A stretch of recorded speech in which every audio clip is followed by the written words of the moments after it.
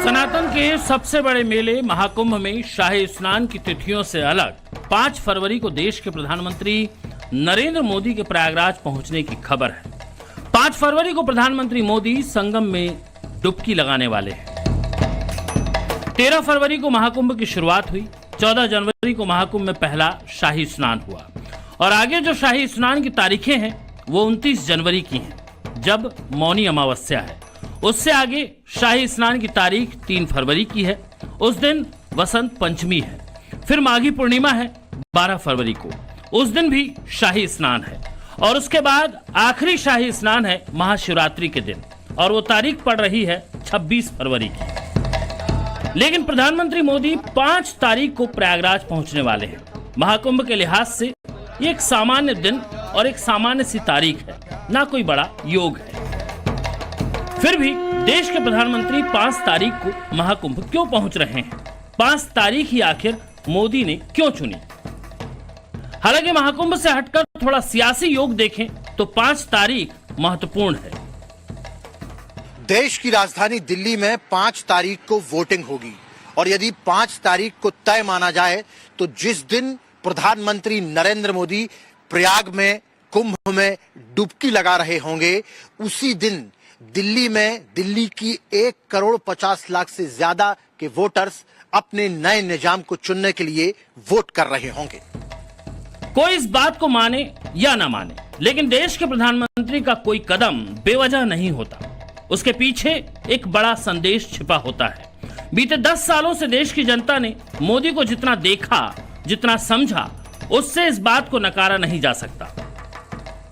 5 फरवरी को एक तरफ दिल्ली में मतदान की खबरें मीडिया पर होंगी, वहीं दूसरी तरफ देश के प्रधानमंत्री मोदी महाकुंभ से लाइव होंगे।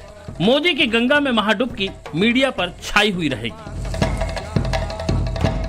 मोदी का मां गंगा से कैसा जुड़ाव है, ये देश की जनता बखूबी जानती है।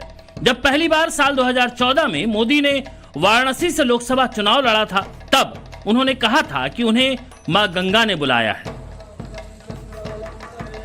मोदी ने गंगा में डुबकी लगाई और साल 2014 में वो देश की सत्ता पर विराजमान हो गए। जब जब मोदी गंगा से जुड़ते हैं, तब तब उन्हें मां गंगा बड़ा आशीर्वाद देती है, ऐसा मोदी मानते हैं।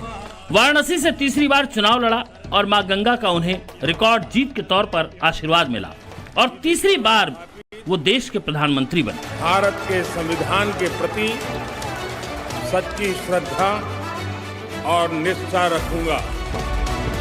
देश का प्रधानमंत्री बनने से पहले मोदी गुजरात के मुख्यमंत्री थे। साल 2001 में मोदी गुजरात के सीएम बने और 13 साल तक गुजरात के मुख्यमंत्री रहे। आस्था और अध्यात्म से मोदी का जुड़ाव तभी से है।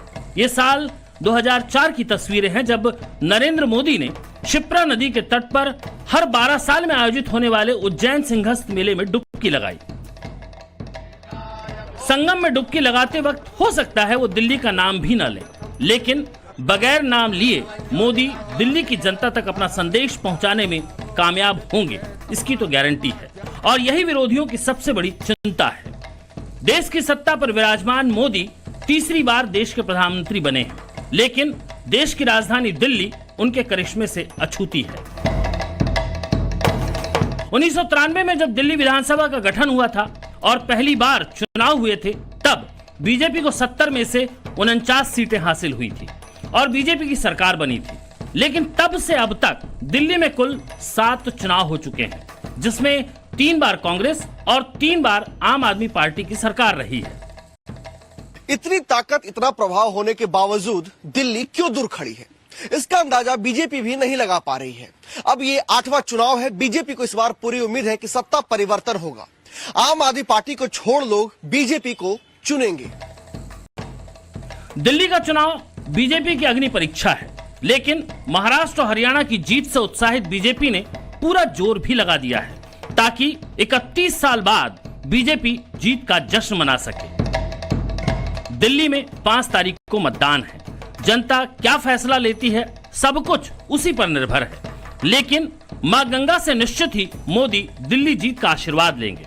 आस्था और अध्यात्म में मोदी को खुद से ज्यादा भरोसा है। प्रधानमंत्री नरेंद्र मोदी जी 5 तारीख को महाकुंभ की यात्रा कर रहे हैं और प्रधानमंत्री जी हमेशा भारत के 140 करोड़ लोगों के लिए सोचते हैं। और महाकुंभ में भी वो जो पूजा प्रार्थना करेंगे वो विश्व कल्याण के लिए करेंगे, भारत के लिए करेंगे, हमारी दिल्ली राजधानी के लिए करेंगे और यकीनी तौर पे हमारे प्रधानमंत्री जी सभी समाज को सम्मानित करके सभी समाज के लिए एक तरीके से सोचते हैं। अगर आपको याद हो तो हर बड़े मौके पर देश के प्रधानमंत्री बड़ी आध्यात्मिक यात्राओं पर होते हैं।